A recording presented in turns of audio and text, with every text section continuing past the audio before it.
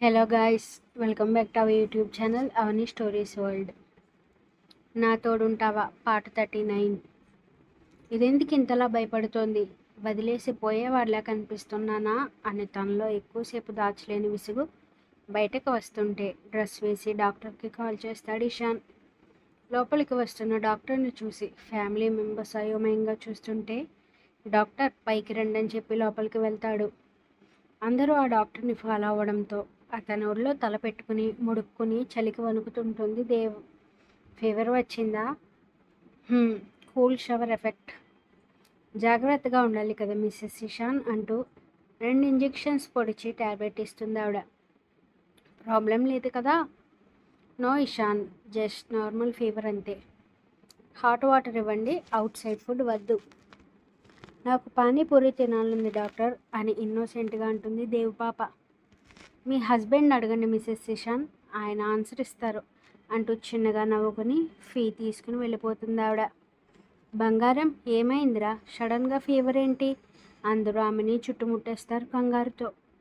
Nothing daddy, normal ఫీవర్నే, కంగారు పడకండి. Baby, మామ్కి దూరంగా ఉండు, ఫీవర్ అటాక్ అవుతుంది నీకు. నో డాడీ, తమ్ముకి కూడా వచ్చుంటుంది ఫీవర్. దేవు పొట్టపై పడుకొని బాధగా అంటుంది. నో బేబీ, తమ్ము సేఫ్గా ఉన్నాడు అంటూ వల్లిగారి వైపు తీసుకెళ్ళమన్నట్టు చూస్తాడు ఇషాన్. అంజు తల్లి, మమ్మీని డాడీ కేర్ చేస్తాడు, నీకు టిఫిన్ తినిపిస్తాను పదా అంటూ బయటకు తీసుకెళ్లడంతో చందు జీవ చెరు వైపు చేరుతారు. ఇషాన్ వాష్రూమ్ సైడ్ వెళ్ళడంతో ఇంతలా కాలిపోతుంది ఏంటి అంటూ పరుగున కిందకి వెళ్ళి చిల్డ్ వాటర్ క్లాత్ పట్టుకొచ్చి దేవుని నుదుటి మీద వేస్తుంది చందు. అబ్బా చందు, నాకేం కాలేదు. మాట్లాడుకు దేవ్, సైలెంట్గా ఉండు అంటూ టిఫిన్ తీసుకురావడానికి కిందకి వెళ్తాడు జీవ. ఈ 10 మినిట్స్లో టెంపరేచర్ నార్మల్కి రావడంతో ఇషాన్ నెమ్మదిగా బ్రష్ చేయించాక జీవ టిఫిన్ తీసుకొచ్చి తినిపిస్తాడు.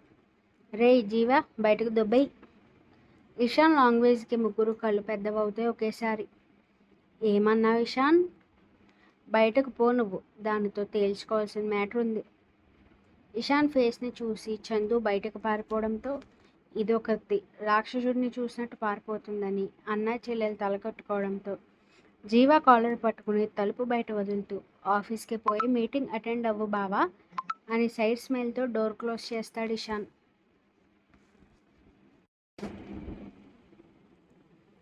అదే షాక్లో కిందకు వచ్చి చందు ఇచ్చిన వేడివేడి కాఫీని సిప్ చేసి నోరు కాల్చుకున్నాడు అనుకోండి, అది వేరే విషయం. అబ్డామినల్పై కూల్ ప్యాక్ పెడుతుంటే రిలాక్స్డ్గా బెడ్పై వాలుతుంది శరణ్య. 2 డేస్కి ఆమెకి సిక్నెస్ రావడంతో రిటర్న్ టికెట్స్ బుక్ చేస్తాడు శ్రీధర్. వాట్ హ్యాపెండ్ రా? ఇక్కడ ఉండొచ్చు కదా శ్రీ. నో, ఈ టైంలో మంచిది కాదు అండ్ నేను కంట్రోల్లో ఉండలేను. అలా జరిగితే కడుపులో ఉన్న పాపకి ప్రాబ్లం అవుతుంది. త్వరగా రెడీ అవ్వు, స్టార్ట్ అవుదాం. అతను చెప్పేది కూడా నిజమే అవడంతో డ్రెస్ చేంజ్ చేసుకుని ఎయిర్పోర్ట్కి స్టార్ట్ అవుతారు. ఫ్లైట్ ఎప్పుడు శ్రీ? ఇంకో 1.5 అవర్లో. ఇంత త్వరగా ఎలా దొరికాయి? Emergency and high cost tickets. Me phone ఇవ్వండి, మావయ్య గారికి కాల్ చేస్తానని సంపత్ గారికి కాల్ చేస్తుంది శరణ్య. ఒకప్పుడు క్షణం కూడా తీరిక లేని సంపత్ గారు బిజీగా గడిపిన ఆయనకి ఇప్పుడు ఎందుకో తెలియని ప్రశాంతత చుట్టుముడుతోంది.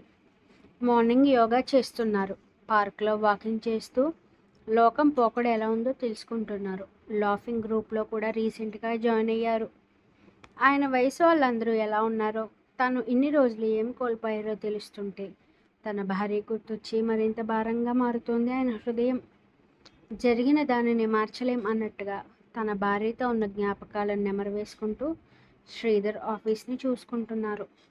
శరణ్య నుండి వచ్చిన కాల్ని లిఫ్ట్ చేస్తూ ల్యాప్టాప్ పక్కన పెడతారు సంపత్ గారు. ఎలా ఉన్నావు శరణ్య? మీరెలా ఉన్నారు మావయ్య గారు? బాగున్నాను మా. మేము వచ్చేస్తున్నాం మావయ్య. ఏమైంది తల్లి, అంతా ఓకే కదా? ఓకే మావయ్య గారు, మీరు తాతయ్య కాబోతున్నారు, అందుకే వచ్చేస్తున్నాం. సంపత్ గారు ఆనందంతో జాగ్రత్తగా వచ్చే తల్లి అని కాల్ కట్ చేసి శ్రీధర్ కంపెనీకి 2 months బోనస్ ప్రకటిస్తారు హ్యాపీగా. చెప్పేశావా పాప? హిహి, ఆగలేదు శ్రీ. విసుగుతో కొలుక్కిచ్చి ఫ్లైట్ వచ్చేంత వరకు టైంపాస్ చేస్తారు ఇద్దరు. డోర్ లాక్ చేసి షర్ట్ హ్యాండ్స్ ఫోల్డ్ చేస్తూ నెమ్మదిగా దేవ్ వైపు అడుగులు వేస్తాడు ఇషాన్. భయపెడుతున్నావు కన్నయ్య నన్ను, బెడ్ వెనక్కి జరుగుతూ అంటుంది దేవ్. ఏంటే మార్నింగ్ నుండి నీ పిచ్చి చూపిస్తూ నాకు పిచ్చి లేపుతున్నావు? ఆ కళ అలాంటిది కన్నయ్య. ఏమొచ్చింది ఆ కళలో? వద్దు, మర్చిపోయాను. దేవ్, గీతూ వచ్చింది. నువ్వేమో తనని చూసి నన్ను వదిలేసి వెళ్ళిపోయావు. ఎంత ఏడుస్తున్నా నా టీర్స్ కన్సిడర్ చేయకుండా నా ముందే కిస్ చేసావు తనని. అంతేనా? కిస్ ఒకటే కదా, లేక మొత్తం నీ ఎదురుగానే చేశానా? నీకు ఫన్నీగా ఉందా ఇడియట్ అంటూ పిల్లోతో ఆడన్ని కొడుతుంది దేవ్. షటప్. నీ ప్రేమలో ఉన్న డెప్త్ ఇంతే అన్నమాట. స్ట్రాంగ్నెస్ లేదా నీ లవ్లో? కన్నయ్య, యాహ్ నేనే. నీ లవ్లో స్ట్రాంగ్ లేకపోతే నేను గీతుతో వెళ్ళిపోతాను అనుకుంటున్నావు. నేను అలా అనలేదురా, ప్లీజ్ అంత కోపంగా ఉండకు. Shut up, just shut up. అసలే పేషెన్స్ తక్కువ నాకు. నీ పిచ్చితో మరింత లాస్ చేస్తున్నావు దేవ్. నార్మల్గా ఉంటానులే, అతని ఒడిలో పడుకుంటూ అంటుంది. Stop crying. నేనేమి ఏడవట్లేదు. కానీ కంటి చివరి నుండి కారుతున్న కన్నీరు అతని ఫ్యాంట్పై పడి తడి తెలుస్తుంటే ఒక చేతితో ఆమె తల్లి మురుతూ టేబుల్పై ఉన్న గ్లాస్ని పిడికిట్లో బిగిస్తాడు ఇషాన్. ఆమెను ఎలా నార్మల్ చేయాలో అర్థం కావట్లేదు అతనికి. దేవ్ బాధను చూస్తుంటే అతనిలో ఏదో అసహనం, కోపం ఈ రెండూ కలిసి గ్లాస్ పగిలేలా చేయడంతో కొన్ని గడియలకి అతని చే రక్తసిక్తంగా మారుతుంది. కన్నయ్య, ఏం చేస్తున్నావో తెలుస్తుందా? భయపడుతూ ఫస్ట్ ఎయిడ్ బాక్స్ తీస్తుంది. ఏడు పాపమని చెప్పాను కదా. గది మొత్తం అతని అరుపు రీసౌండ్ రావడంతో వెక్కిళ్ళు ఆపేసి భయంగా ఇషాన్ వైపు చూస్తుంది. వాటర్ తాగు, గటగటా తాగిస్తుంది. అతని రక్తాన్ని దేవు పాపిట్లో అలంకరిస్తూ trust me Dev, you are mine అన్నాడు. గీతాంజలి జస్ట్ గీతాంజలిగానే మిగిలింది.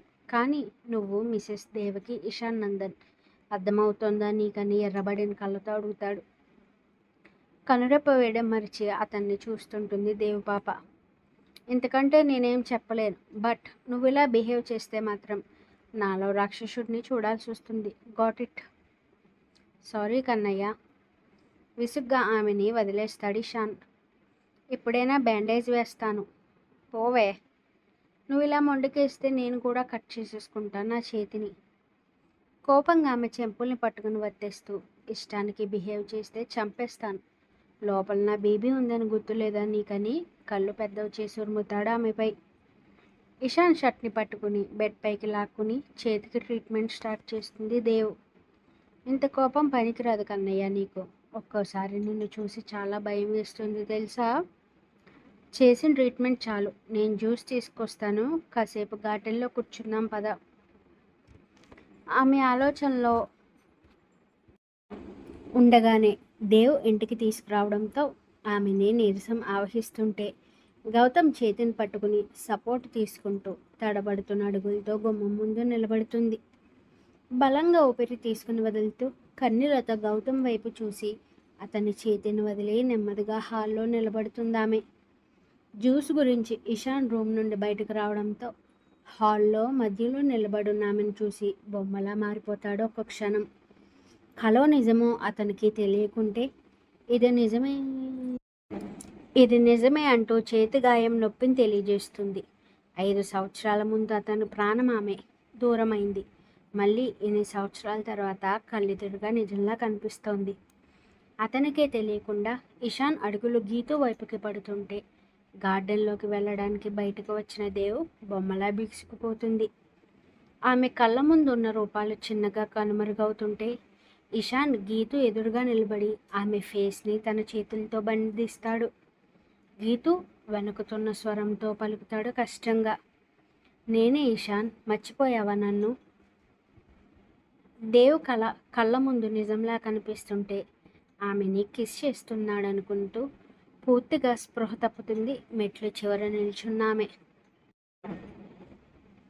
అప్పుడే కార్ కీస్ తిప్పుకుంటూ ఆఫీస్కి వెళ్ళడానికి బయటకు వచ్చిన జీవ చెల్లి పరిస్థితిని చూసి షాక్ అవుతూ ఒక్క క్షణం ఉంటే దొర్లుకుంటూ పడిపోతుందనగా ఆమె చేతిని పట్టుకుని వెనక్కి లాగుతాడు కంగారుగా. అమాంతం అన్న గుండెలపై వాలిపోవడంతో జీవ అరుపుకి ఇషాన్ వెనక్కి తిరగడంతో పడిపోయిన దేవుని చూసి గీతుని వదిలేస్తాడు ఒక్కసారిగా.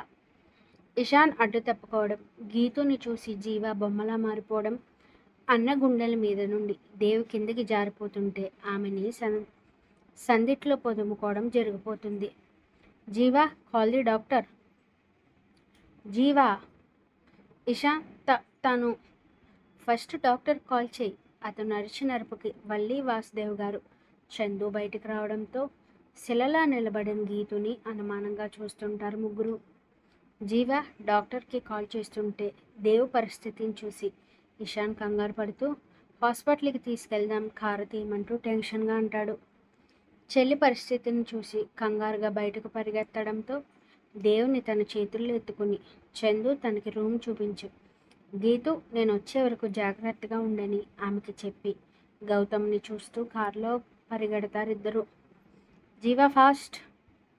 అతని ఒడిలో ఉన్న దేవ్ శరీరంలో నెమ్మదిగా టెంపరేచర్ లాస్ అయ్యి ఒళ్ళు చల్లగా అయిపోతుంటే, ఏయ్ కళ్ళు ఓపెన్ చేయవా, చంపేస్తాను దేవ్, ఆమె చెంపలు తడుతూ అరుస్తాడు ఇషాన్. ఎట్టకేలకు 10 నిమిషాల తర్వాత హాస్పిటల్కి రావడంతో ఆమెను ఎత్తుకుని డైరెక్ట్గా డాక్టర్ క్యాబిన్కి వెళ్ళగానే వాట్ హ్యాపెన్ మిస్టర్ ఇషాన్ అని ఆశ్చర్యంగా అడుగుతుంది డాక్టర్. బాడీ టెంపరేచర్ లాస్ అవుతుంది, చెక్ చేయండి తనని. ఓహ్ గాడ్, అలా కనుక జరిగితే అబార్షన్ అయ్యే ఛాన్స్ ఉంది, మీరు బయట వెయిట్ చేయండి.